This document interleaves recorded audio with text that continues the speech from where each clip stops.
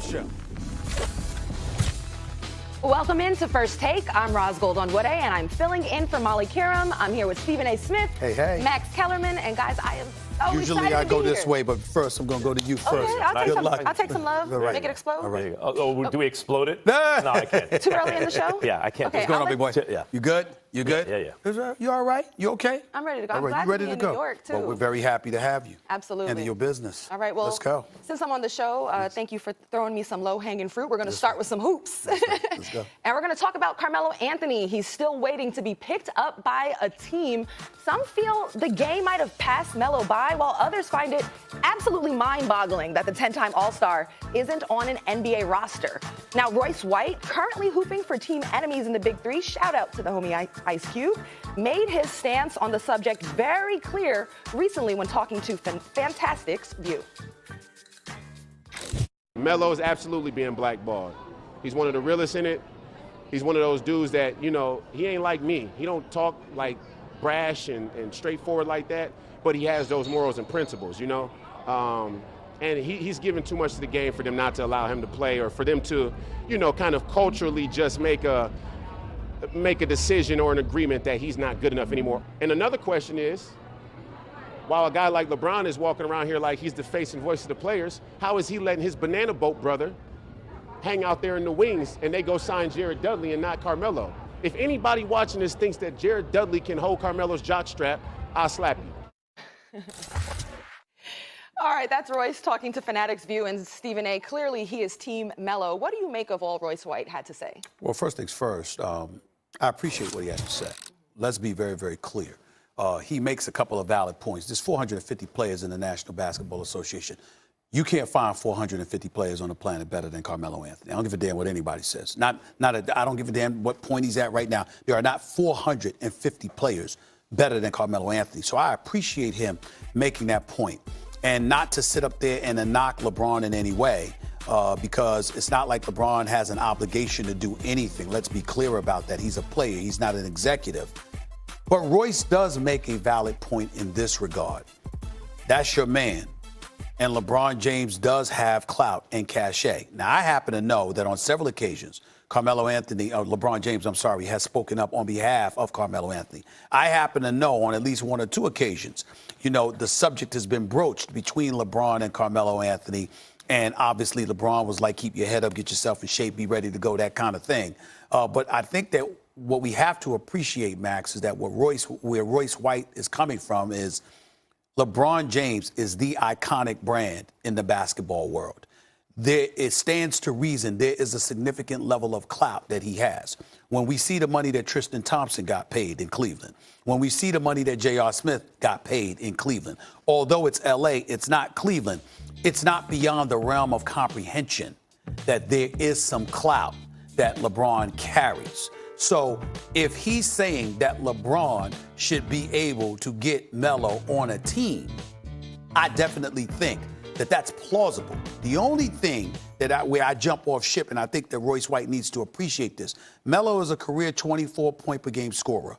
For the most part, he's been a number one option, with the exception of Olympic play. And to ask him to go from being a star to coming off the bench is bad enough. To ask him to go from being a star to ultimately playing 10 games last year, having his ego crashed, and then after that to bring him back and to ask him to be an 11th to 15th man, I think everyone has to consider that's what an executive is looking at. It's not whether or not Melo can play on a team, because anybody with sense knows he deserves to be on a 1 of 15 slot. The problem is you're asking him potentially not to be a part of that 9-man rotation and to be even lower on the totem pole. And there's no coach nor any executive that wants the caliber of player that Carmelo Anthony once was. You want to be in a position where you're looking down the sideline and that dude is riding the bench. You don't want to go through that with somebody like him. You'd rather not have him on your team than have him on the end of your bench. And that's the only part that I think that Royce White is missing in all of this. Royce White's point does not make sense. Why doesn't Carmelo have a job? We didn't play the whole thing, obviously, but why doesn't he have a job? Is there this idea that there's a conspiracy out there to keep Carmelo Anthony, universally known as a very nice guy, Yes. Without work? Why? No, he doesn't have a job. This is why he doesn't have a job. Because Carmelo is always with his own ego, unfortunately, because you can have a big ego and still be a nice guy when you've always been the focal point of every offense you've ever been on since you were born, basically. Of course, you're going to have an ego about your scoring, especially. Carmelo's been a day late and a dollar short with his own ego the whole time. First, he wouldn't accept the bench role when he couldn't start anymore. Now he's like, he comes and talks to you, Stephen A., and says, I'll accept the bench role. Well, good for you, Carmelo, but now you're not even talking about maybe a major role off the bench because you're old and the game has changed out from under his feet. Carmelo Anthony was an elite offensive player in a game that valued isolation play more. As the game has become more efficient, and by the way, he was really good also, underrated, I thought, at his best at finding the open man when he drew the double team and stuff like that. He's a really, really good offensive player, great offensive player. But the game has changed. It's much more efficient now. And Carmelo can no longer be the focal point, obviously, of a starting unit. But he also can't catch and shoot threes. And he can't play defense. So is he one of the... Royce White's absolutely right. He's one of the best 450 players in the world still. You'd have to imagine. Unless overnight, all of a sudden, he forgot every skill he'd honed over a lifetime. Because he could score in every conceivable way. Mm-hmm. But he can't do it well enough to be the focal point. And in this new NBA, you have to be a specialist if you're not going to be that. He's not just not a good catch and shoot 3-point shooter. He's a bad one, and he's a bad defender. So what can Carmelo Anthony do at this point? Maybe he could be, as you said, the 10th guy, the 9th guy on your bench. But Carmelo's coming out and saying, I will accept the bench role. Carmelo, would you accept 15 minutes a game? And also, if you're a team...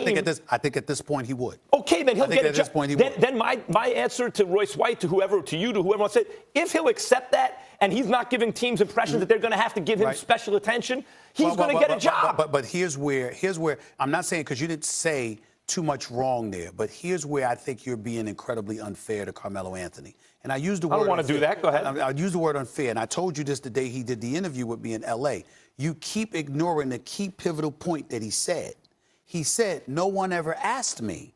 No one ever came to me and had a conversation with me about coming off the bench, and I said no. It never happened. You talk, and I'm not saying you quoted him, but you talk as if Carmelo's a star. He's been a mega dude. He's been a star throughout the most of his career. He didn't want to accept the bench role, blah, blah, blah. And I'm like, he said, quote. They never said that to me. He made public and not comments. only that, hold on. He also said, hold on, Ross. He also said this. He said that when he went to Oklahoma City, what he appreciated about Billy Donovan is Billy Donovan sat him down and specifically outlined his role for him. So he really didn't have a problem in OKC because he was like, yo, my role was clear. That's not what they did for him in Houston. That's what he's saying. Go ahead. I'm sorry. So you're saying that the Rockets did not put Melo in a position to be successful by not properly setting his expectations coming into that season? I'm not saying it. Melo said it. He said it on national television. But that's exactly what he said. Stephen A., you're making my point about the ego. Right. Here's the thing. It's not like Carmelo's bad. He has a big ego. No. Right. It's that he was a superstar, so he has a superstar ego. Of course, that's how you get to be a superstar. Why, if I'm a team out there and I'm talking about filling out the back end of my roster, right. Do I want to take on a guy who needs special attention? Someone needs to come to him and communicate with him about, like, if you're an organization, you just want, you're talking about the 10th guy on the bench, you don't want to have to give him that extra attention. Once again, Max, you're not explaining it right because they need to come to him. No, listen, you went to Jared Dudley.